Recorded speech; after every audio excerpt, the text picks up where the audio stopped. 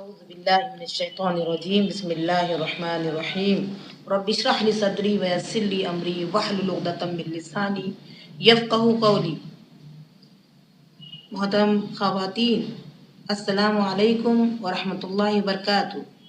سورہ نساء سورت نمبر 4 کی آیت نمبر 87 سے 147 تک کا خلاصہ پیش خدمت ہے۔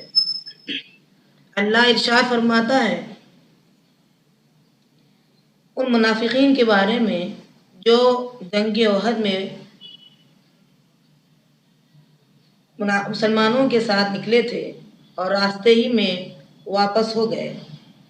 ان کی تعداد 300 تھی، تو ان کے سلسلے میں صحابہ کے درمیان اختلاف پیدا ہوا کہ اب یہ واضح ہو چکا ہے، یعنی حقیقت واضح ہو چکی ہے کہ ان منافقین سے کیا ہم کو لڑنا چاہیے۔ کچھ ان میں سے کہا کہ ہمیں انتظار کرنا چاہیے۔ اس طریقے کا جو معاملہ ہوا تو اللہ نے یہ آیت نازل فرمائی۔ ان منافقین کی حالت تو یہ ہے کہ یہ تم سے بھی یہی چاہتے ہیں کہ کفر کرے۔ منافق کا مطلب کیا ہے کہ ان کے دل میں کچھ اور ہوتا ہے اور زبان پر کچھ اور ہوتا ہے۔ یہ بظاہر اسلام لائے لیکن دل میں اسلام کے خلاف بہت سی بغاوت ہوتی تھی اور وہ اپنی بغاوت کو ظاہر بھی کرتے تھے۔ اس کے بعد ذکر ہو رہا ہے کسی مومن مرد کو کوئی مومن قتل کر دے اور غلطی سے اگر ہو جائے تو ایک غلام آزاد کرے اور دیت دے۔ دیت 100 اونٹ کے برابر اس کی رقم دی جائے، اور ابو داؤد کی حدیث ہے کہ دیت 800 دینار اور 12,000 درہم ہے۔ وہ آدمی جو مسلمان ہے، جو قتل ہوا ہے، دشمن کی قوم کے ساتھ رہتا تھا، تو وہاں ایک گردن کو آزاد کرنا ہے۔ اسی طرح دیت یہ بھی ہے کہ جو آدمی کو قتل کیا اس قوم میں سے تھا جس سے معاہدہ ہے، تو ایک غلام کو آزاد کرنا اور دیت دینا ہے۔ اگر دیت نہیں دے سکتا ہے تو 2 ماہ مسلسل لگاتار روزہ رکھے۔ جس آدمی کو جان بوجھ کر قتل کیا گیا اس کا ٹھکانہ جہنم ہے، اس پر اللہ کی لعنت ہے۔ اس کے بعد یہ بیان کیا جا رہا ہے کہ اس کے لیے قصاص ہے، یعنی جو جان بوجھ کر قتل کرتا ہے قصاص، یعنی اس کا بدلہ یہ ہے کہ اس کا بھی قتل کیا جائے۔ اس کے بعد ذکر آ رہا ہے قتل خطا، یعنی غلطی سے خطا ہو گئی ہے، غلطی سے قتل ہو گیا ہے، اس پر قصاص نہیں ہے۔ آگے بتایا جا رہا ہے اے ایمان والو،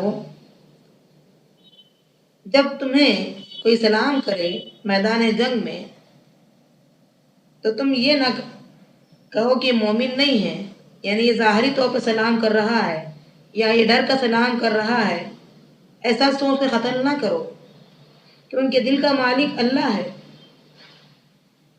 اس کے بعد ذکر ہو رہا ہے کہ جو کوئی ایمان بچانے کے لیے، اپنے ایمان کو بچانے کے لیے ہجرت کر رہا ہے اور راستے میں اس کی موت واقع ہو گئی ہے تو اس کا اجر اللہ کے پاس ہے۔ اس سے پتہ چلا کہ عمل کا سارا دار و مدار نیت پر ہوتا ہے۔ اس کے بعد ذکر آ رہا ہے نماز قصر کے بارے میں، یعنی تم سفر کی حالت میں ہو تو 4 رکعت کی جگہ 2 رکعت کر دو، آدھی نماز پڑھو۔ اب اس میں اس بات کا ذکر ہے، انس بن مالک رضی اللہ عنہ کہتے ہیں، مسلم کی حدیث ہے، حدیث نمبر 691، کہ 3 دن سے زیادہ کے لیے خسر ہے۔ عبداللہ ابن عباس نے یہ کہا، مسلم ہی کی حدیث ہے، حدیث نمبر 705، کہ دونوں نمازیں ملا سکتے ہو، یعنی ظہر اور عصر، مغرب اور عشاء ملا کر پڑھ سکتے ہو۔ اور کچھ وضاحت اس طریقے کی ہوئی ہے کہ 80 کلومیٹر سے زیادہ کا اگر سفر ہو تو خسر ہے، اور اگر مسافر 10 دن کا ہو یا 15 دن کا ہو، 5 دن کا ہو، اس پر بھی خسر ہے۔ پانی اگر نہ ملے اس جگہ تو تیمم کر سکتے ہیں، لیکن نماز کی چھوٹ نہیں ہے۔ اور اگر اسی طریقے سے ایک حدیث آتی ہے کہ عمر بن خطاب رضی اللہ عنہ اور ابن مسعود رضی اللہ عنہ کے بارے میں سفر میں جب وہ ساتھ تھے تو غسل واجب ہو گیا تو زمین پر لوٹنے لگے، تو بتایا گیا کہ تیمم کرو پانی اگر نہ پاؤ، لیکن نماز کسی صورت چھوڑنے کی اجازت نہیں ہے۔ اس کے بعد صلاۃ الخوف کا ذکر آتا ہے۔ صلاۃ الخوف یعنی خوف والی نماز، وہ نماز جو جنگ کے وقت ہو، ادھر ٹکراؤ ہو رہا ہے، دشمن کی فوج سامنے ہو جائے تو فوج کے 2 حصے کر دو، ایک حصے کو نبی صلی اللہ علیہ وسلم نے جیسا کیا تھا کہ 1 رکعت نماز پڑھائی، پھر یہ نماز مکمل کیے، پھر دوسرا حصہ آیا، پھر نبی صلی اللہ علیہ وسلم بیٹھے رہے اور یہ دوسرے حصے کو آپ نے نماز پڑھائی۔ کبھی ایسا بھی ہوا ہے کہ آپ نے ایک حصے کو 2 رکعت پڑھائی، اس کے بعد پھر دوسرے حصے کو 2 رکعت پڑھائی، اس طریقے سے نبی صلی اللہ علیہ وسلم کے 4 ہو گئے اور ان لوگوں کے 2 ہو گئے۔ بہرحال کسی صورت نماز نہیں چھوڑنی چاہیے۔ آگے ذکر ہو رہا ہے 104 سے لے کر آیت نمبر 113 تک کہ اس میں ایک اہم بات یہ ہے، شان نزول، کہ بشیر نام کا ایک انصاری آدمی تھا جو قبیلے بنو ظفر سے تھا یا بنی ظفر۔ اس انصاری آدمی نے دوسرے انصاری آدمی کے گھر سے ایک زرہ چرا لی تھی، یعنی ہتھیار کے طور پر جو جنگ میں یوز ہوتی ہیں، اور یہودی کے گھر پھینک دیا۔ اب نبی صلی اللہ علیہ وسلم کے پاس فیصلے کے لیے آتے ہیں۔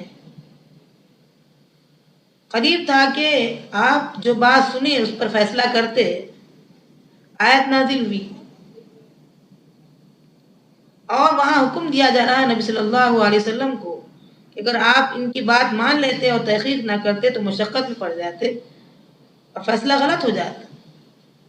چنانچہ نبی صلی اللہ علیہ وسلم کی حدیث ہے، مسلم اس حدیث کے رائٹر ہے، کتاب نمبر 30 باب نمبر 3 حدیث نمبر 713، کہتے ہیں نبی صلی اللہ علیہ وسلم، میں وہی بات پر فیصلہ کرتا جو سنتا ہوں، تم میں سے بعض کے لیے چرب زبانی سے یعنی چکنی باتوں سے حق بات کو چھپا دیتے ہیں اور فیصلہ اپنے حق میں کروا لیتے ہیں۔ آپ نے کہا یاد رکھو حق حق رہے گا، اگر میں کسی کا حق مار کر کسی کو دے دوں تو اس کو گویا کہ میں جہنم کا ٹکڑا دے رہا ہوں، وہ نہ لے۔ یعنی ظاہری طور پر فیصلے کو اگر میں بدل دوں تو یہ کیا ہے کہ حق چکنی باتوں سے بدلنے والا نہیں ہے، اس کی پر بڑی پکڑ ہے، لہذا تحقیق کیا جائے، اس کے بعد فیصلہ سنایا جائے۔ پھر آگے ذکر ہو رہا ہے کہ خیانت کرنے والوں کے ساتھ اس طریقے کا فیصلہ مت کیجیے۔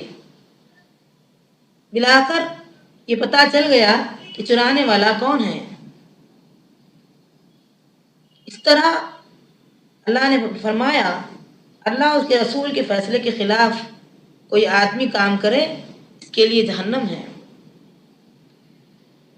آیت نمبر 116 میں اللہ نے فرمایا کہ اللہ تعالیٰ شرک کو کبھی معاف نہیں کرتا، اس کے علاوہ جس کو چاہے معاف کر دے۔ اس کے بعد ذکر آتا ہے وہ لوگ جو فرشتوں کو اللہ کی بیٹیاں مانتے ہیں یا بتوں کو پکارتے ہیں، شیطان نے ان سے وعدہ کیا ہے کہ میں غلط چیزوں کو اچھا کر کے پیش کروں گا، بھٹکاتے رہوں گا۔ اسی لیے دیکھتے ہیں کہ یہ لوگ جانور کے کانوں کو پھاڑتے ہیں اور جس چیز کو اللہ نے حلال کیا تھا اپنی طرف سے حلال کی ہوئی چیز کو حرام کر لیتے ہیں، یعنی وہ بتوں کے نام پر کسی اور کے نام پر کان کو پھاڑ کر چھوڑ دیتے ہیں۔ اس قسم کے کام کرنے والوں کو جان لینا چاہیے کہ شیطان نے ان کے لیے یہ کام بہت اچھا کر دیا ہے، اللہ اس چیز کو کبھی معاف نہیں کرے گا۔ اس کے بعد ذکر آتا ہے جو نیک لوگ ہیں وہ ضرور جنت میں جائیں گے۔ پھر آگے عورتوں کے مسائل ہیں کہ کوئی عورت اگر یہ سوچے کہ میرا شوہر میری کچھ عادت کو پسند نہیں کرتا تو کہے کہ آپ طلاق نہ دیجیے بلکہ ان باتوں پر سمجھوتا کر لیں۔ پھر حکم دیا جا رہا ہے کہ اگر کسی مرد کی 2 بیویاں ہیں تو وہ دونوں کا ظاہری طور پر خیال رکھے، ایک دن اس کے پاس جائیں ایک دن اس کے پاس جائیں، کھانے کپڑے میں پورا خیال رکھیں، لیکن دل کا مالک تو اللہ ہے، وہ اللہ کے ہاتھ میں ہے۔ دونوں کے درمیان ناانصافی نہ کریں۔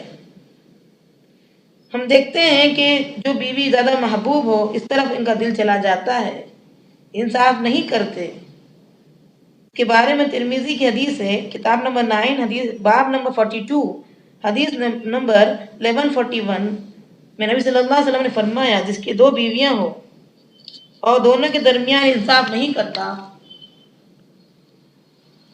فلم یعدل بینہما، دونوں کے درمیان انصاف نہیں کرتا تو کیا ہوگا؟ قیامت کے دن اس کا ایک طرف کا حصہ کٹا ہوا ہوگا۔ پھر آگے ذکر آتا ہے اے ایمان والو انصاف کے ساتھ کھڑے ہو جاؤ، اگرچہ کہ تمہارے ہی خلاف کیوں نہ ہو، یعنی انصاف تمہارے خلاف ہی کیوں نہ ہو۔ غریب کی غریبی کا خیال مت کرو انصاف کے معاملے میں، مالدار کی مالداری کا خیال مت کرو انصاف کے معاملے میں، غلط قسم کی باتیں مت کرو اس معاملے میں۔ جیسا کہ پہلے ہی بات گزر چکی ہے سورہ بقرہ سورۃ نمبر 2 کی آیت نمبر 208 میں کہ ادخلوا فی السلم کافہ، اسلام میں مکمل داخل ہو جاؤ۔ پھر آگے آ رہا ہے یاد رکھو کافروں سے ویسی دوستی مت کرو کہ اسلام کے بارے میں تاکہ پوری باتیں بتائیں، جہاں وہ اسلام کو مذاق اڑایا جاتا ہے وہاں سے ہٹ جاؤ، دوستی کے معاملے میں احتیاط کی جائے۔ اگر عزت چاہتے ہو تو عزت اللہ کے پاس ہے، اللہ کے ہاتھ میں ہے۔ اس کے بعد ذکر آ رہا ہے منافقین کا جو درجہ ہوگا پھر درک کے اسفل من النار، جہنم کے سب سے نچلے حصے میں ہوں گے۔ کیوں؟ کہ نماز میں سستی دکھاتے ہیں۔ آج ہماری نمازوں پر بھی ہم غور کریں، دھیان دیں کہ اللہ نے کہہ دیا کہ ان کی جو کیفیت ہوتی ہے یہ نماز میں بہت سستی دکھاتے ہیں، مذبذبین بین ذالک، یہ جو ہے تذبذبی کیفیت میں ہوتے ہیں، لا الہ الا ولا الہ الا، کبھی اس طرف ہوتے ہیں تو کبھی اس طرف ہوتے ہیں۔ اللہ تعالیٰ فرماتے ہیں یاد رکھو ایمان اور شکر گزاری کی زندگی بسر کرو گے، ایمان لاؤ گے اور شکر گزاری کی زندگی بسر کرو گے تو اللہ تعالیٰ عذاب میں نہیں ڈالے گا۔ ما یفعل اللہ بعذابکم ان شکرتم وآمنتم کان اللہ شاکرا علیما، اللہ کو کیا ہوگا تمہیں عذاب دے کر، کیا ملے گا اللہ کو اگر تم ایمان کی روش اختیار کرو اور شکر کی روش اختیار کرو، ایمان لاؤ۔ اللہ تو جانتا ہے تمہارے ایمان کو اور تمہارے شکریہ کو قبول کرتا ہے۔ اس کے بعد منافقین کے بارے میں آتا ہے ان کے لیے 2 نمازیں بڑی بھاری تھی۔ مسلم کی حدیث ہے کتاب نمبر 5 باب نمبر 42 حدیث نمبر 561 کہ منافقین کے لیے 2 نمازیں بڑی بھاری رہی، عشاء کی نماز اور فجر کی نماز۔ افسوس کا مقام ہے آج ہمارے معاشرے میں ہم غور کریں تو وہاں تو منافقین کے بارے میں آ رہی تھی یہ بات، اور یہاں مسلمانوں کا حال کیا ہے؟ غور کرنے والی بات ہے۔ عشاء اور فجر کس طریقے سے مشکل ہے ان پر، اور دوسری نمازیں بھی مشکل ہے۔ اللہ تعالیٰ سے دعا ہے اللہ تعالیٰ ہم تمام کو جو احکام دیے جا رہے ہیں اس پر خوبی کے ساتھ عمل کرنے کی توفیق عطا فرما۔ ربنا تقبل منا انك انت السميع العليم وتب علينا انك انت التواب الرحيم۔ السلام علیکم ورحمۃ اللہ وبرکاتہ۔